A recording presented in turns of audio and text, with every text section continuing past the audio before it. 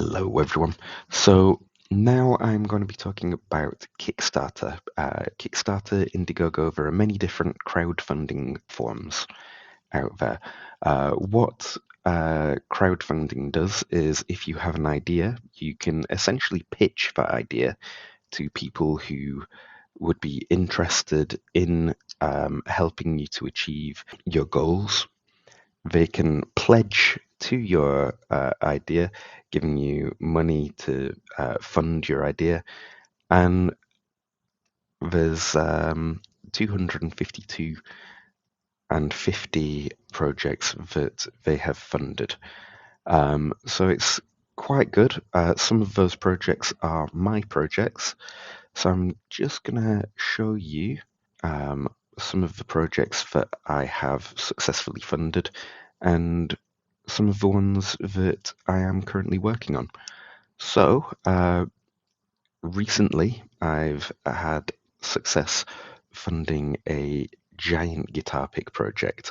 I had 21 backers who funded for £1,145. And I have the project thing here.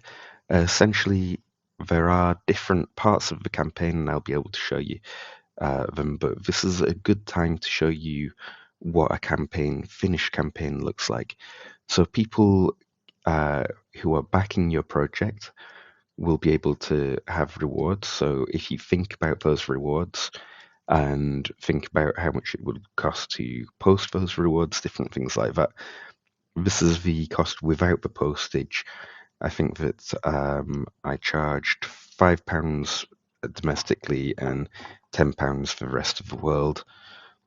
And I've given a range of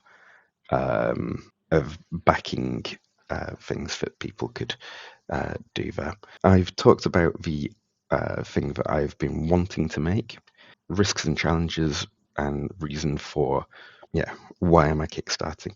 So this is really a place where you can tell your story.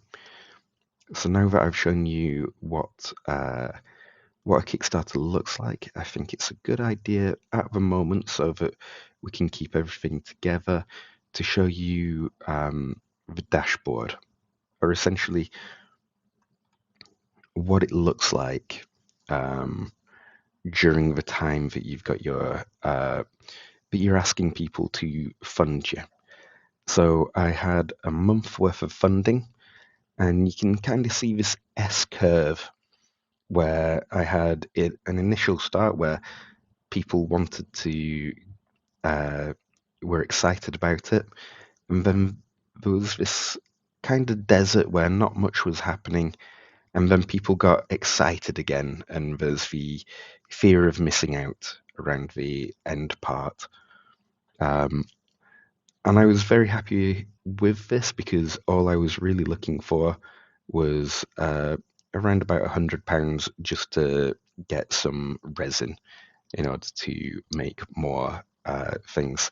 If you've been looking at the fidget toys that I make, then this project helped to fund this one. So I can continue editing this one, and this will show you really the back end of what is needed. So this is what it looks like before you launch a project. So we've got the basics. Here we go. Start with the basics.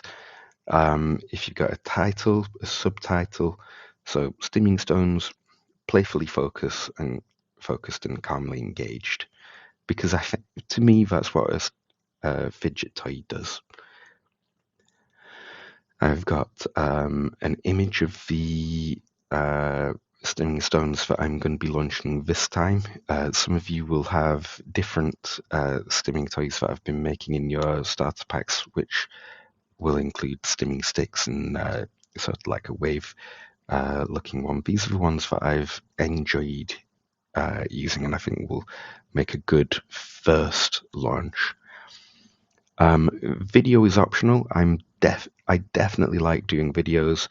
I would recommend having a video that explains the full project that you've got, and then knowing when you're going to launch the thing. Definitely do that. How many days? So this one I may well go for more than a month, because I think that it would make sense to do that. Next is the funding. Um, this is where you can share what the budget for your project would look like.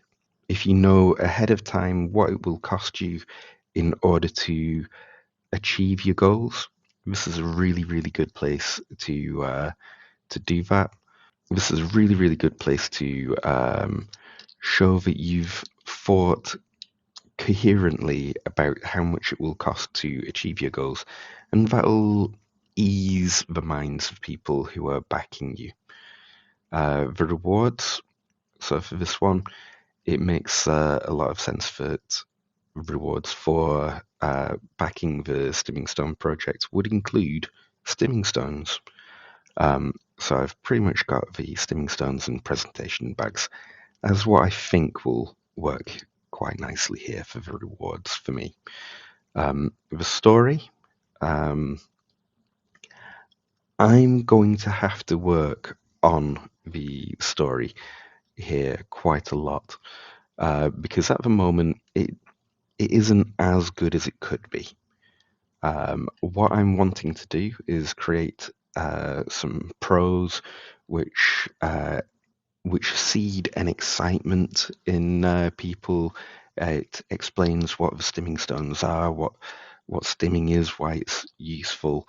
Um, and that's going to be something that I'm going to be working on over the next couple of months, as well as the video. Yeah, so this is essentially explaining what the milestones are. This wasn't there the last time I launched, but it is a really, really good idea. It's going to make your backers feel a lot more confident that you will be able to achieve the goals that you're setting out. People, it's just me. But essentially, this is making sure that the money, once the project is successful, will be able to go into your bank account. And promotion, this allows you to almost bait the waters. You can get people excited before you launch the campaign.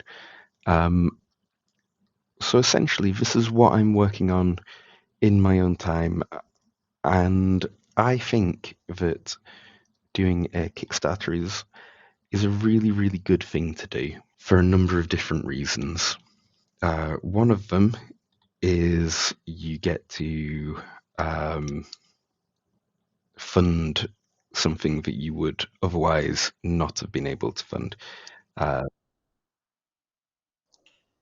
I've This one is my first Kickstarter, which I made a dip pen, which was also a wand.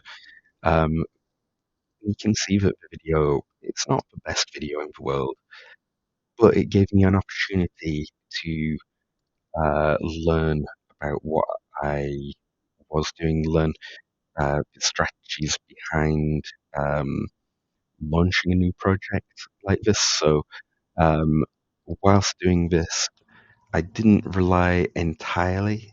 Here we go. I can have a look at the dashboard on this one as well.